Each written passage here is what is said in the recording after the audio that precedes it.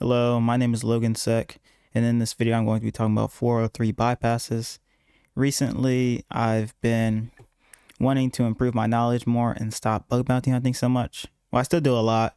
It's just I want to start learning more instead of just, oh, I don't know anything, go to the next target. So recently I've been doing 403 bypasses.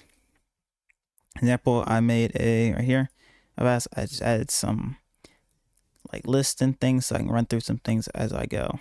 For example, this is 403 header bypass list.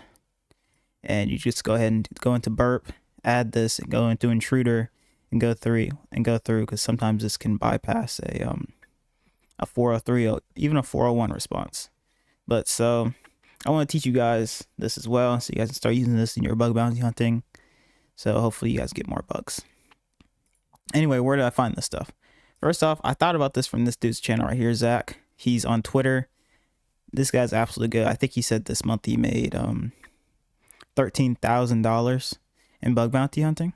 So when he launched this channel, it was literally 2 months ago. Insta started watching him. It's really good. But he dropped this video, 403 error bypass. And he made some of his own lab, so watched the videos. I watched the video, took some notes, but also I wanted to learn more. So I just Googled it, and I want to go over some of the stuff with you guys today. So let's get started. First off, understanding 401 and 403 HTTP response. 401 unauthorized and 403 forbidden HTTP response codes are both related to access control, but they have distinct meanings and implications.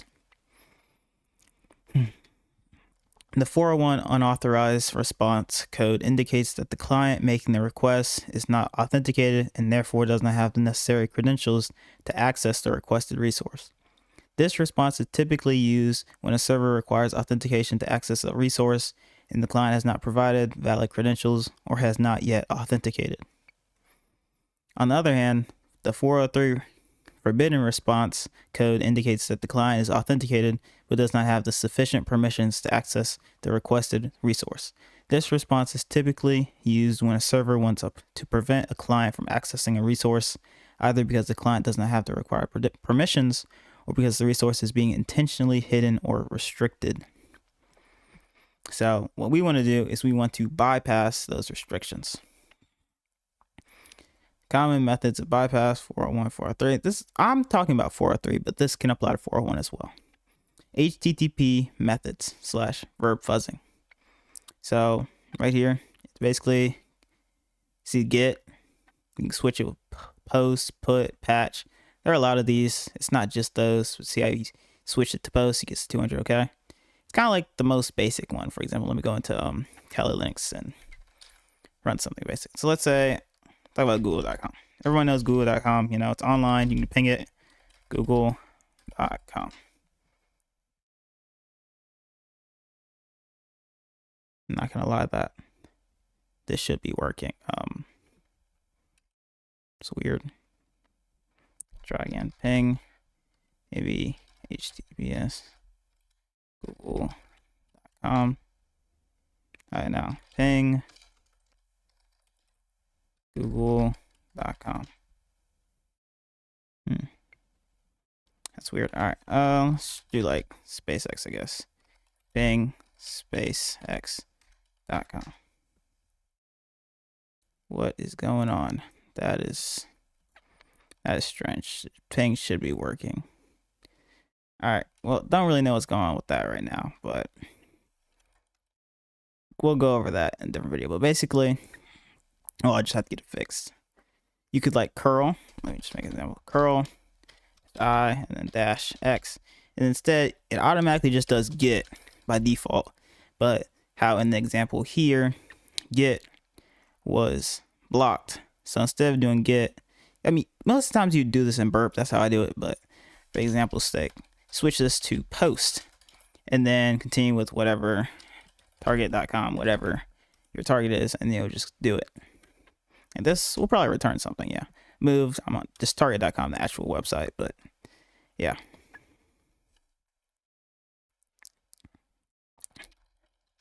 Anyway, I want to go through some other things as well. But if you want the list too, so you can just go through all of them. Like right here, I have the list right here. These are all of them. You can just go on like Google it and then go for GitHub list, and you can get all this stuff. And then next, let's just go through them. We have the HTTP methods. User agent fuzzing. This is an interesting one. I did not know about this. Well, most of them, that's what I'm learning.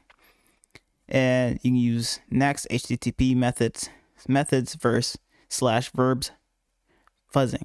Another useful method could be user agent fuzzing. Sometimes developers want to serve different content depending on what kind of browser / OS you use to access the web app. In case of misconfiguration, you might be able to get access to the resource only by modifying user agent. So therefore, once again, I just went to GitHub. I got one. So where is it? There are a lot. This is 2,000 lines. So in burp community, it's going to be a hassle to go through all that. But hey, I mean, maybe you just play in the background and do something else. I don't know. But or just get pro. But I don't have pro because I haven't gotten a paid bug yet. So we're working on that. All right, let's go through a few other ones. HTTP headers fuzzing. Headers, once again, intruder, just like here. Try it. Path fuzzing. This is another useful method. You can try to bypass 401 or 403 status code by adding symbols to find alternative paths. Checking results. Example paths to fuzz. Why this works. Sequence represents URL. And then downgrade protocol. Like in burp, you'll see like HTTP 2.0. You can try like going back to get that to work.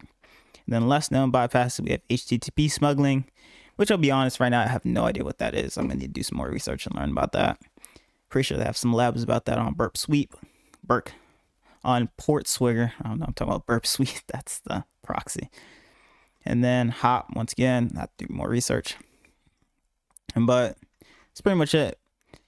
But if you guys check out this guy's channel, he has very good videos. Oh my goodness, he's pretty much the best bug bounty hunter I know, I guess, because he posts so much on Twitter that it's so helpful just to see his posts.